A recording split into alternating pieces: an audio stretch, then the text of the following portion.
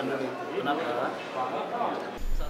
Ketua Komisi 1 DPR Mahfud Siddiq di Gedung Parlemen Senayan, Jakarta, Kamis 12 Desember menyatakan, Komisi 1 DPR segera mengklarifikasi aduan Komisi Nasional Perempuan atau Komnas Perempuan terkait pernyataan tak sensitif gender. Klarifikasi rencananya akan dilakukan siang ini dengan pimpinan Badan Kehormatan DPR. Menurut Mahfud, ada sejumlah kejanggalan dalam aduan Komnas Perempuan. Dari sisi waktu peristiwa ini terjadi dalam uji kelayakan 5 bulan lalu. Artinya bila mau komplain mengapa tidak dari dulu. Politisi PKS ini menuding laporan Komnas Perempuan ini ditunggangi oleh calon anggota Komisi Penyiaran Indonesia atau KPI yang gagal dalam seleksi beberapa waktu lalu.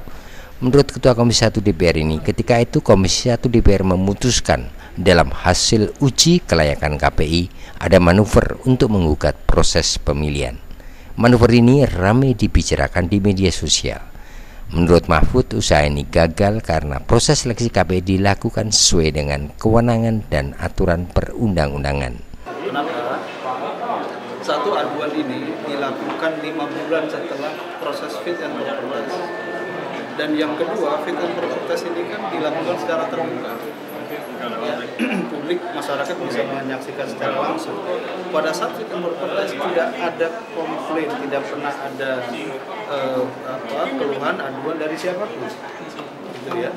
Nah, yang ketiga, kejanggalannya adalah ketika ada sekelompok orang mengatasnamakan masyarakat mengadu ke Komnas Perempuan, orang ini tidak mewakili siapapun dari calon-calon anggota KPI yang ikut seleksi pada masa itu.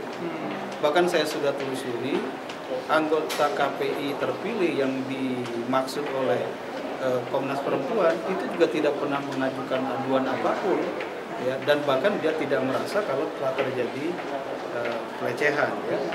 Nah, yang kejanggalan yang berikutnya, ketika ada sekelompok orang mengadu ke Komnas Perempuan belum pernah melakukan klarifikasi ke anggota KPI terpilih yang dimaksud, gitu, sehingga ketika ini muncul di media massa, anggota KPI juga terkejut-kejut, ini ada apa gitu, dia nggak pernah merasa dilecehkan, nggak pernah ada aduan, terus kok tiba-tiba ada pemberitaan semacam ini. Nah, kejanggalan yang lain, ya, saya menduga kuat, karena ini saya telusuri, ini bagian dari manuver yang terjadi sejak awal yang ingin menggagalkan keputusan Komisi 1 tentang fit and proper test. Karena tidak lama setelah keputusan Komisi 1 kan ada sejumlah orang yang mempersoalkan lewat sosial media, lalu lewat media massa, melakukan aduan ke berbagai daerah yang menyatakan proses ini melanggar peraturan perundang-undangan. Tapi upaya-upaya ini gagal. Eka Fajar melaporkan.